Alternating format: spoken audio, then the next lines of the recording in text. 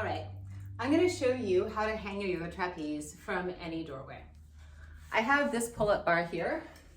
It screws to tighten and unscrews to loosen. I just have it set up in my doorway so I have about the right size. I'm just going to loosen it and show this to you. So you can see I turned it to the left and it became that much smaller. It has these rubberized end points so it doesn't damage the door. You can check out my doors, there's been no damage. I've been hanging on this for a couple of days now. It's also got these clamps that you can tighten up into the place where it screws around so that once you have it at the correct width, it won't twist out on you. There are arrows that are supposed to point up when you assemble it. So I'm going to just bring it back into my door and I'm going to hang it as high as I possibly can because we do want to maximize space.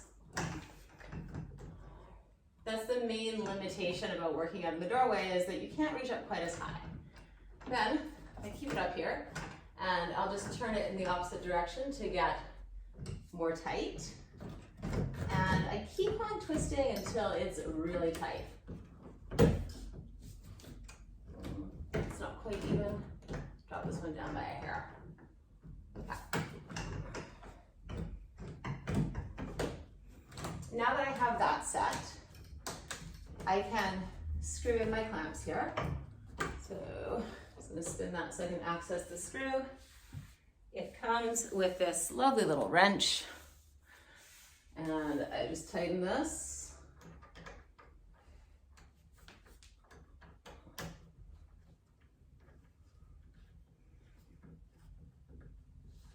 And the other side.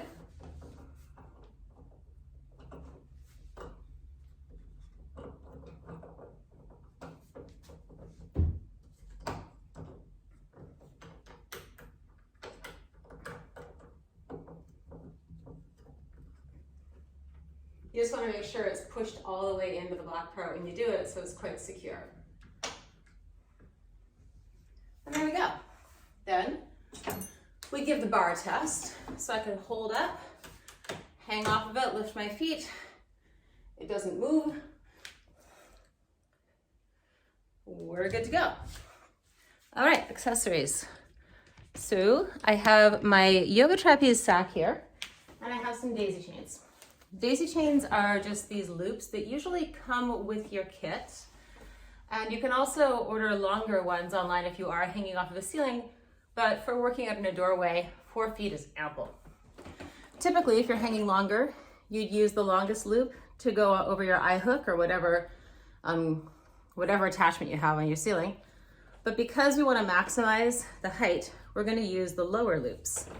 They're smaller, they're like 4 inches or something.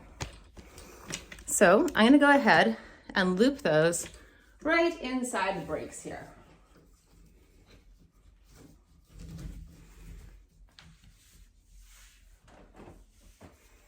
Around and then through.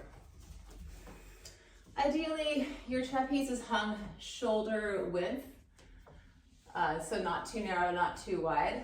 So pull-up bar actually works really well for something like that. You could always figure that out by raising your arms up, and where your hands hit is about where you want to be attaching your trapeze. Now for the kit. So I have already taken off the longest straps. I don't like to have a lot of things dangling around me when I exercise, and I found that most of the exercises I like to do can just be done with the smallest straps. So keep that in mind. Let's just start with the trapeze itself. Now, because we're looking to maximize height, for my height, I'm 5'8", I've actually had to modify the length of the trapeze just a little bit.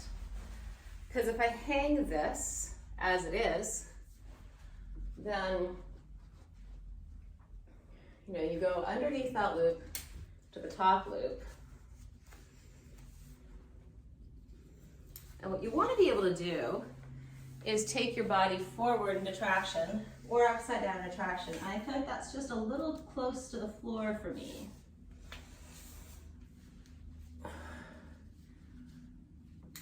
So what I did is I tied a knot around one side of the trapeze, which brought it up. So I could do that to the other side as well. saves you a couple of inches, which really counts. So just know that's an option. However, if you put the knots in, it's kind of permanent. They're a little bit hard to get out. So now I test it again.